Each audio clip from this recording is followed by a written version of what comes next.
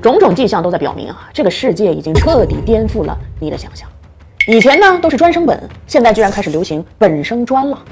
有人今年高考分数考得600多，却主动报考高职；有人985毕业又回炉去读技校，像郑州职业技术学院、青岛学院这些本来只面向专科生的院校，如今正大张旗鼓地面向本科生招生。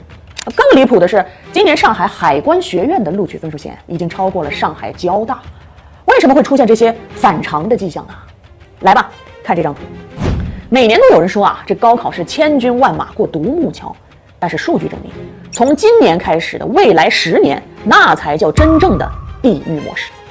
从2026年开始，我国每年大学毕业生将长期稳定在1600万人以上，这个数据跟10年前相比，足足翻了1倍哦。那意味着同样的学历、同样的能力，他毕业以后面临的竞争对手、面临的求职难度，跟10年前相比，也都将是地狱模式。在这样的环境里啊，越来越多的人选择了不再去搏那些未来的可能性，而是早早就开始死磕眼前的确定性。有编制的学校最吃香，能对口就业的专业最火爆。比如那个放弃了一本去高职的考生，人家不是傻呀，而是太清醒了。那个职校可以定向培养军事，属于入学即入伍，3年后授予士官衔，那就是军官了。而那个比上海交大分数还高的海关学院呢，同样是直属海关总署，那意味着毕业就有机会进体制去海关。大家都觉得啊，这与其绞尽脑汁寻找未来的时代红利，不如早早框住眼前的舒适圈来得划算。那么问题来了，舒适圈它有真的舒适吗？历史的经验告诉我啊，绝大多数人都在用今天的视角做未来5年后的决定。很多你今天看着火热的专业、舒适的圈子，等你毕业的时候，很有可能早已人满为患，风口已过了。比如08年之后的大基建时代，土木工程一度是高分收割机吧，那毕业之后设计院、施工单位、房企都是抢着要。但如今呢，城镇化放缓，地产转型，学土木的那毕业了找工作都很难啊。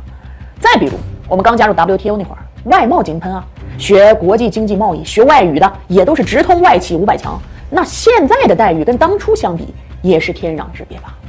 所以啊，一代人有一代人的时代红利，普通人别早早就把自己的未来框死了，因为你的未来从来不在过去的模板里。不如停下来思考一下，未来5年的风口到底在哪儿？要提到这5年风口啊，这事从来不是网上拿来就说啊，瞎侃侃的。最重要的是你要有理有据，看清形势。这里就不得不说到咱们国家的5年计划了。你看，向来中国的发展都是5年一局。从1953年第一个5年计划开始，我们就像下棋一样，每5年一落子，布局资源、产业、政策、资金。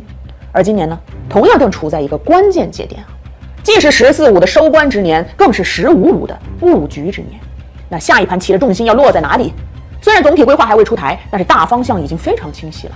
原文是这么说的：以科技创新为引领，以实体经济为根基，坚持全面推进传统产业转型升级，积极发展新兴产业，超前布局未来产业并举，加快建设现代化产业体系。划重点啊，未来5年，中国是要打一场产业升级战，而这个也是绝大多数国家都要经历的转型阶段，也就是经历过了房地产的城镇化红利，经历过了靠制造业的工业化竞争，来到这后面的第3阶段。在这一阶段里，大家不能再单单依靠资源和规模取胜了，而靠的是创新和技术，也就是我们俗称的高科技。所以你会发现，往往能够拉开国力差距的，从来不是谁的土地多，谁的产能大，而是谁的高科技企业多。美国就是活生生的例子嘛。从电脑、芯片、半导体、卫星通信、互联网，再到人工智能，每一轮的科技浪潮都起源于美国，所以它能领先全球啊。而如今呢，全球间的产业博弈加剧，西方的技术围堵步步升级，不管是芯片、人工智能，还是新材料机器人、创新药软件、电子通信、材料科学，我们都到了必须自研攻坚的阶段。所以这里面的几乎每一个赛道都是极度的缺少人才，国家也在全力抢人呢。今年3月，发改委明确提出，双一流高校扩招2万人，而这其中里面的大部分都是理工类专业。强基计划也在各大高校全面铺开，数学、物理、化学等基础学科，只要你任意一门够强，都有机会弯道超车。这些都是信号啊！学好数理化，走遍天下都不怕。这句话正在重新成为真理。就像任正非说的那样，国家就像一棵大树，而基础科研就是埋在地下的根。叶子再茂盛，没根，一阵风就倒了。